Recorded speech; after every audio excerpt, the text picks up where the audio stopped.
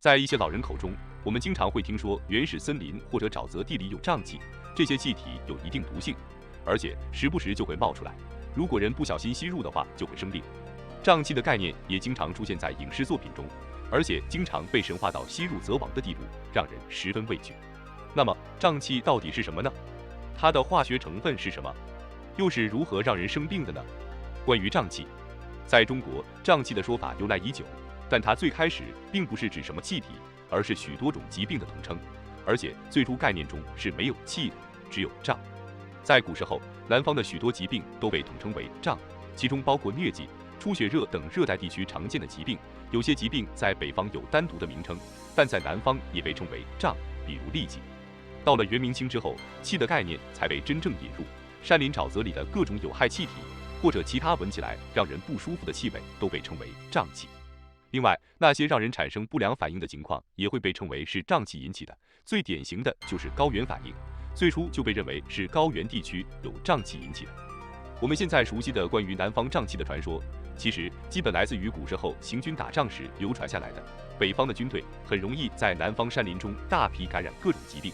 这些疾病都被称为瘴，而那时候的人们认为这是山林中某种有害气体引起。不仅是中国，在西方国家也有对瘴气治病的类似描述，他们也认为一些传染病是瘴气引起的，比如黑死病和霍乱曾经都被认为是空气中出现有毒气体引起的。所以在中世纪黑死病肆虐欧洲的时候，出现了鹰嘴医生，当时的医护人员把草药香料放入面罩中，然后遮挡口鼻来防止疾病。虽然戴着鹰嘴面罩的医生看起来挺吓人的，但这可能是最早的口罩了。瘴气的化学成分是什么？从瘴气概念的由来中就不难发现，瘴气并不是特指某种气体，它是一个非常宽泛的概念，所以它也就没有特定的化学成分。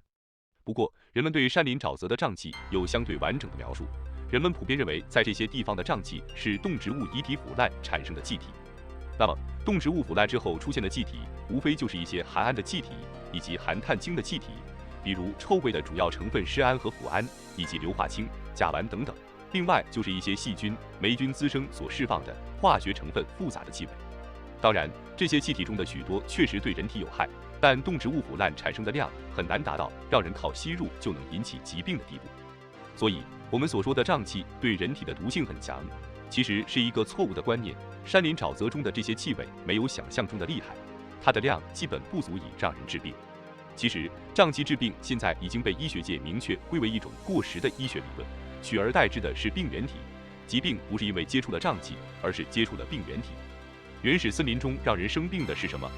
人在南方的热带森林中确实非常容易生病，但绝对不是因为原始森林中有一些腐烂发霉的气味，而是原始森林中到处都是病原体。首当其冲就是蚊虫，它们经常是病原体的携带者。我们前面提到的疟疾、出血热等疾病的主要传播者都是蚊虫，它们通过叮咬的方式把病原体带给人类。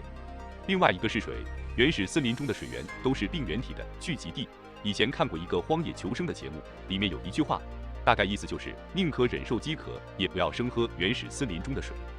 古时候的人不知道这些致病微生物的存在，他们把所有在山林沼泽中突然的生病都归结为瘴气引起的。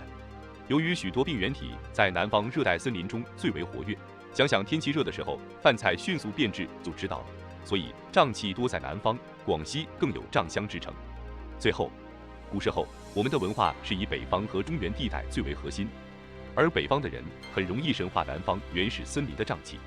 因为北方人从来没有接触过南方的那些病原体，身体里没有抗体，他们只要到了热带山林就会很容易生病，而这被他们归为瘴气所致。所以一些关于瘴气的记载都非常夸张，随着时间的演变，于是就有了现在瘴气一闻就到的夸张传言。其实这些疾病都是一个缓慢的过程，是微生物引起的，而不是什么气体。